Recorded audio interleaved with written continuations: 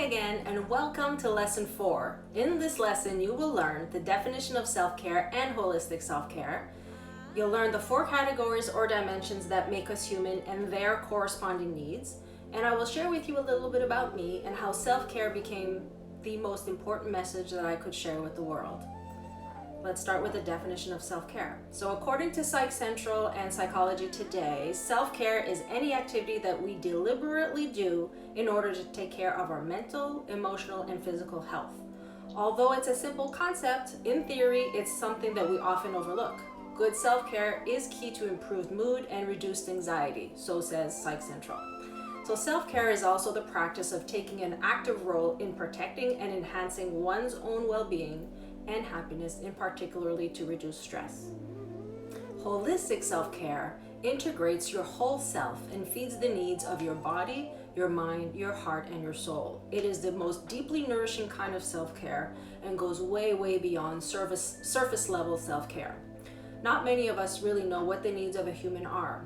You see, in a holistic sense, what makes us human as opposed to being a rock or a plant is that we're composed of, or made up of different dimensions. We have a body, we have a mind, we have a heart or emotions, and a soul or something about us that is energetic that, just is made of energy. So deep self-care and renewal really only comes about when we address the needs of these 4 dimensions. The 4 dimensions are the body, the mind, the heart or emotions, and the soul. And generally, our needs are, so our body's needs are, we need shelter, food, water, and sex. The mind's needs are learning, thinking, contemplating, and decision making. The heart needs affection, attention, acceptance, and appreciation. And the soul, our soul longs for creativity, inspiration, intuition, and a connection to source energy. So in this course, we will address all of these needs. Self-care truly is an art. It's also a skill that must be cultivated consistently. Just like a garden where weeds need to be pulled and water and fertilizer fed, our self needs care, pruning and weeding of relationships and bad habits. We need to be fed what is nurturing and what maximizes our growth. But many of us just don't take time for self-care. We're either busy taking care of others and wake up one day just depleted. We spent our days wondering, who am I? Where did I go? What are my interests? I don't even know myself anymore. Not only is self-care one of the habits of highly successful and effective people, but to me, self-care is non-negotiable. Now, say that out loud. My self-care is non-negotiable. My self-care is non-negotiable. In my opinion, self-care is also an individual process. You shouldn't wait for others to be available to engage in your own self-care.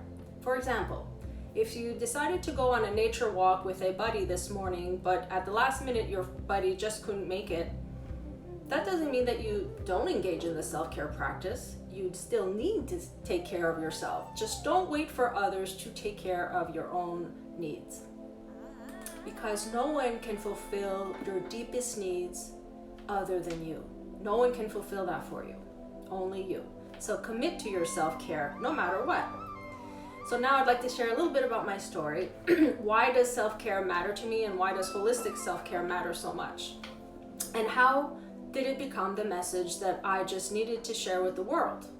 So I've been practicing and perfecting holistic self-care for about 20 years now, and I began using it early on as a psychotherapist to really heal my own broken self.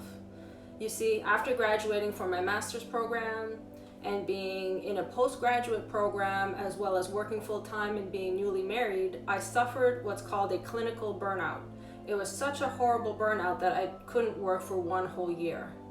I was experiencing things like insomnia, mental and physiological insomnia, anxiety with hypervigilance and an exaggerated startle response.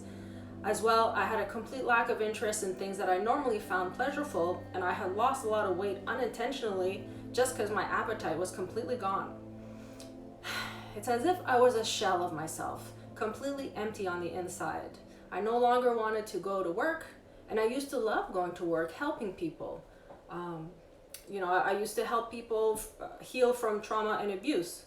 But now at this point, I dreaded the mere thought of going to work. I no longer wished to see friends and family either, and I just wasn't myself. At this time, my very caring parents sat me down one day and asked me how I was really doing.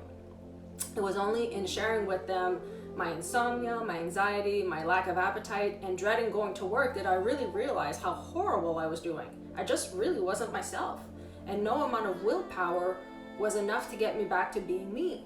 And so I had lost my sparkle, and I really needed some outside supports. So I saw a doctor who happened to have a specialty in psychiatry. And after checking me out and doing what doctors do, he lovingly and very caringly informed me that I was suffering from a clinical burnout, and that this was a very serious condition, and that the course of treatment involved an initial 3-week leave of absence, which was to be reassessed after 3 weeks. Needless to say, it lasted for 1 year.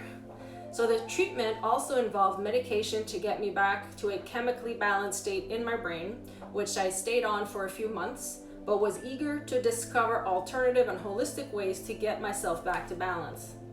Treatment also included seeing a therapist and engaging in restorative practices as the doctor had said to me, "Your vitality has been depleted and you need to make drastic changes in your life," in the way that I lived my life.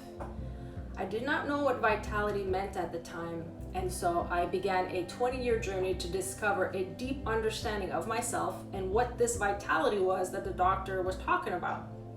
And I discovered practices that ensures perpetual renewal of my energy so that I never, ever, ever have to suffer again from a burnout or from a loss of vitality. I found a successfully renewing method. And so this holistic self-care became my mission, my message that I just had to share with the world. And this is my method. This course is my method. You may be feeling depleted right now, and I hope that this course finds you just in time before this depletion turns into a clinical burnout. I share with you all my findings, or most of my findings, so you never ever have to go through what I went through. I've learned that self-care really is non-negotiable, and I hope that you do too. My method has saved me and helped countless of my clients in my private therapy practice regain a sense of themselves and develop a deeply nourishing self-care practice. I hope you enjoy this course and get all you need from it. And at this point, I do encourage you to write down some of the goals that you'd like to achieve by going through this course. Things like, do you desire more energy, or a deeper connection with yourself? Or do you want more know-how when it comes to self-care? Be as specific as you can and keep these goals in your journal. So to recap, in this lesson, we defined what self-care, especially what holistic self-care is, which is the mind, the body, the heart, and the soul. The 4 categories or dimensions that make us human and their corresponding needs. And I shared with you a little bit about myself and my story and why self-care and holistic self-care matters to me and how it became the message that I just had to share with the world. So I'll see you in lesson 5, and this will be on how to get started on your self-care journey. I'll see you soon.